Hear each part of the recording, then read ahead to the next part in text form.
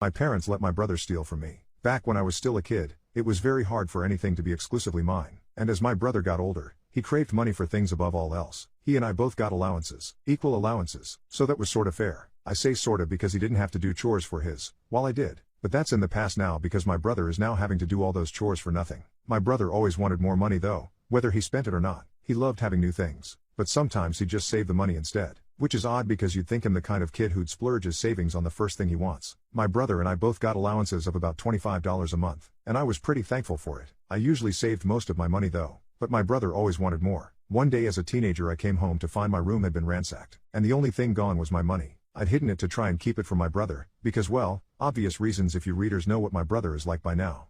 I thought I'd hidden it well, but he found it anyway. My mom was home when he did it too, and she acted like she didn't even notice. But there's no way she could not have heard him tearing my room up. I called her out on that during the intervention and she just cried and made excuses about my brother being special, till other family members told her to shut up and own up to it.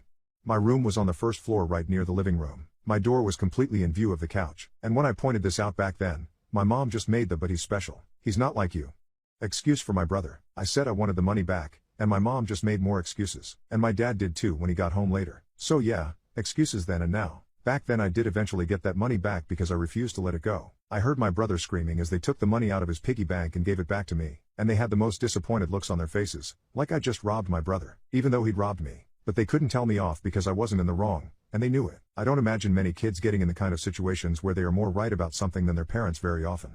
A few months later and the whole situation repeated. My brother ransacked my room again and stole the money I'd hidden, again. That time my parents didn't want to do anything about it, and basically said that they couldn't bear to see my brother so disappointed from taking his money. I reminded them that stolen money wasn't his money, and it was really crappy that they were just sitting back and letting that happen. My dad yelled at me to go to my room for saying that, so the next day I rode my bike to my aunt's house and told her everything. She came back home with me and asked my parents if they really let my brother steal from me and did nothing about it. My mom just started whining that my brother is special needs, and she didn't want to make him cry again, and my dad backed her up. My aunt just gave them both that narrow-eyed look and reminded them they have 2 sons, and my feelings mattered too, and what they were doing was very wrong, and it meant that my brother would never respect boundaries and would think he can always get away with stealing when he gets older.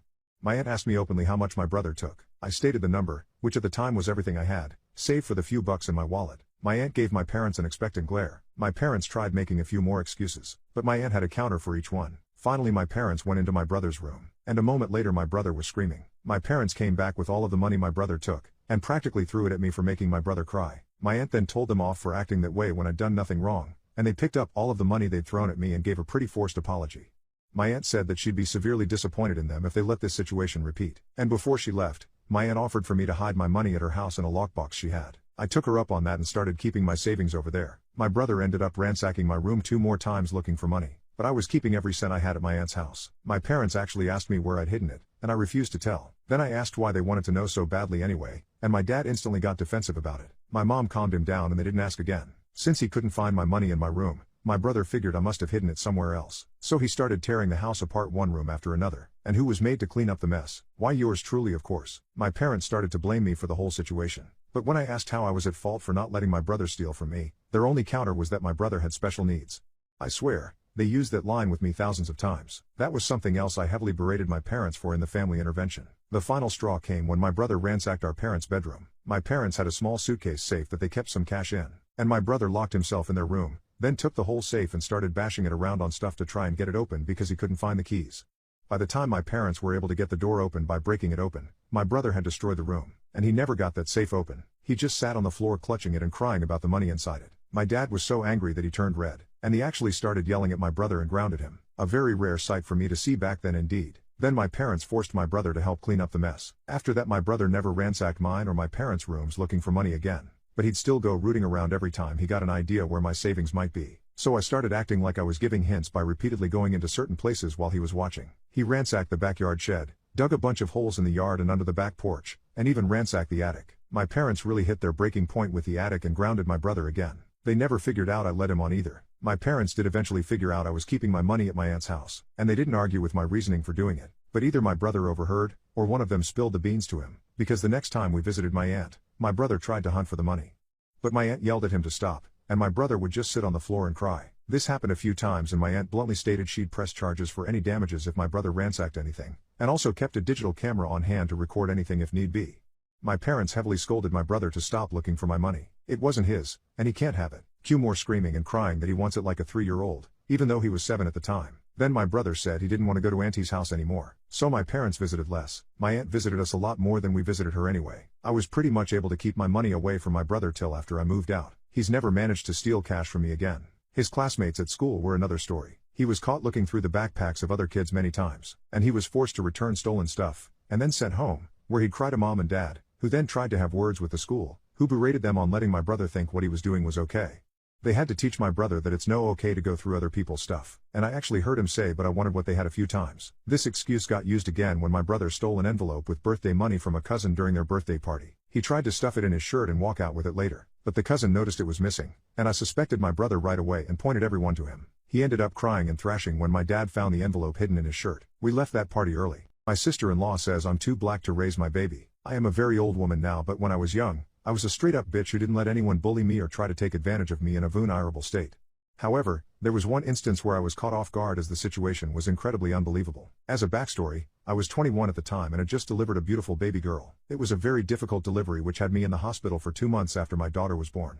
She went home a month before me. During that time, my husband and I broke up. My mother had to put him out of our apt, as he was an entitled jerk, but that is another story altogether. I was finally released from the hospital on the condition that I do not allow myself to get too upset as my stitches were not totally healed and I had very bad anxiety attacks which would shoot up my blood pressure and I would end up in intensive care. So this is my story. EP equals sister-in-law, mil equals mother-in-law, M equals mother, me B, my daughter. I had just been released from the hospital and M brought me home and set me up in the living room so I could watch TV and she could talk with me while I'm resting. It was very important that I keep as still as possible and rest, not letting anything bother me as any distress could cause my blood pressure to rise and cause a rupture of my stitches due to the complications of my pregnancy. I couldn't even hold my newborn baby as it would be too much physical stress. She was sleeping peacefully in her bassinet. No one was supposed to visit me until I had rested a few days so I could be strong enough to handle company. Enter EP and Mill. My mother informed all of the family that I could not receive visitors the day I got home, but of course there was a knock on the door.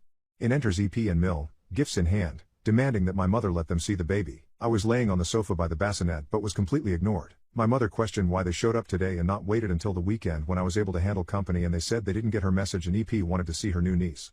She was only in town for a couple of days and wouldn't be around by the weekend. They practically yanked my daughter out of her crib, exclaiming how much she looked like her father, and were very impressed that she was very fair-skinned and had a shock of red hair as well. All they could talk about is how light she was. They shoved the gift at me to open up, which my mother intercepted. She also tried to keep me calm as I was getting very upset that they were passing my child around like she was a doll. While I am not in any way considered dark-skinned, I am also not considered overly fair. However, EP was so fair she could pass for white, blonde hair and all. My husband's family is notoriously color-struck, i.e. they favor light-skinned members of the family. Since EP was very fair, she felt she was far better than anyone else, and that was how she raised her daughter. These facts led to this exchange. EP- she is so beautiful. She looks just like me. Me? What? EP- she would be better off being with someone who resembles her. Me? What the hell are you talking about? EP- you are just not the right person to raise B. Mill. B would be better off with EP. She knows how to raise B the proper way. Me getting angrier every moment. Please put B back in the bassinet. EP- you want B. Whoa, have a wonderful life. She would have a great life with me. My mother and I didn't like where this was going, and M went to take B from the arms of EP to put her back in the bassinet, but EP held B tighter and exclaimed, "You do not deserve B. You are too dark to care for B.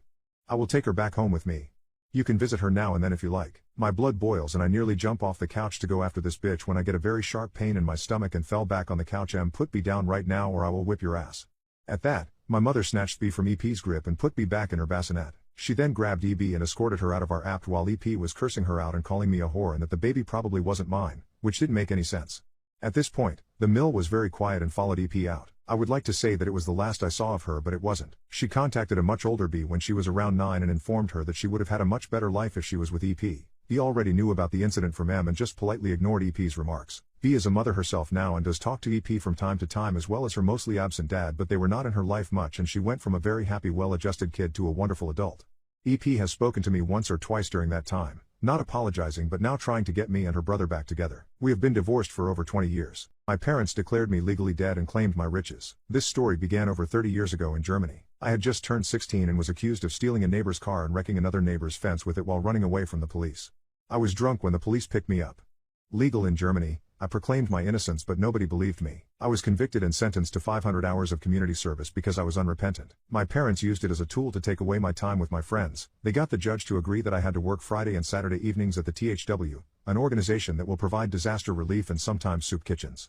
Also, I lost my license for mopeds and could not get a driver's license till 20. In addition, when I finally wanted to get my license, I would have to pass a psychological test. Also, the money I had saved for a car, around 10,000 DM, was used to pay for the damages. Sadly, it worked. My friends soon lost interest in me because I was not available to party during the weekend. Also, we were very vehicle-oriented and I was destined to be a pedestrian for 4 years. An uncle of mine led the local THW and conveniently lost my timesheets for work done at the THW, which forced me to work there for 14 months. In total, I did a bit more than 900 hours.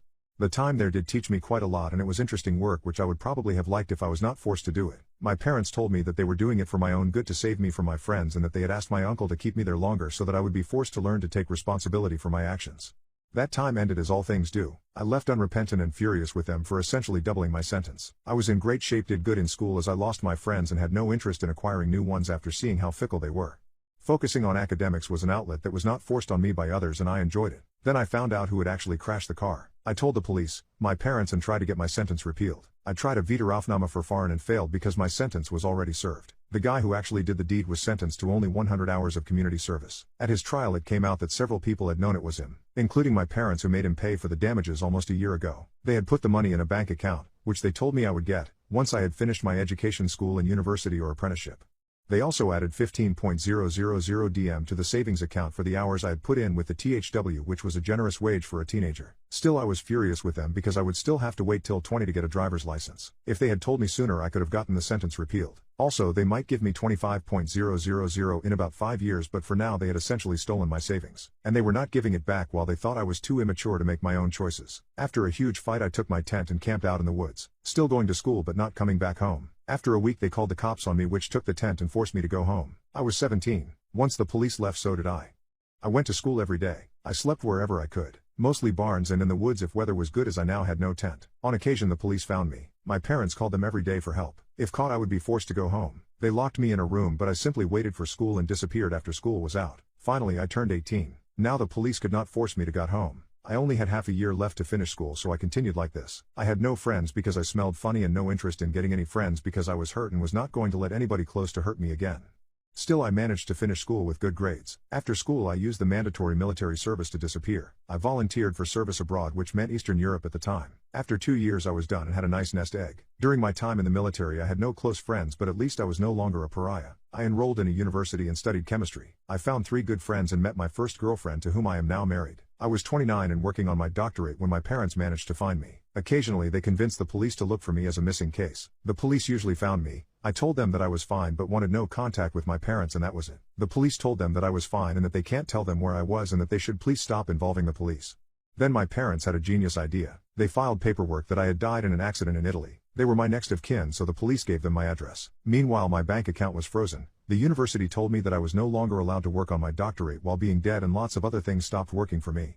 2 days into this disaster and my parents are in front of my flat and demand to talk to me, telling me that I forced them to take this step. They force their way inside and tell me that they will stay until I'm willing to talk to them and mend bridges. I told them if they insist they can have the flat, took my laptop, a few mementos, important documents and a bag full of clothes. I left the keys and walked out. It took me a few months to convince the bureaucracy that tales of my death were widely exaggerated. My landlord was very understanding and gave me everything that was left in my flat after my parents understood that I would not be coming back.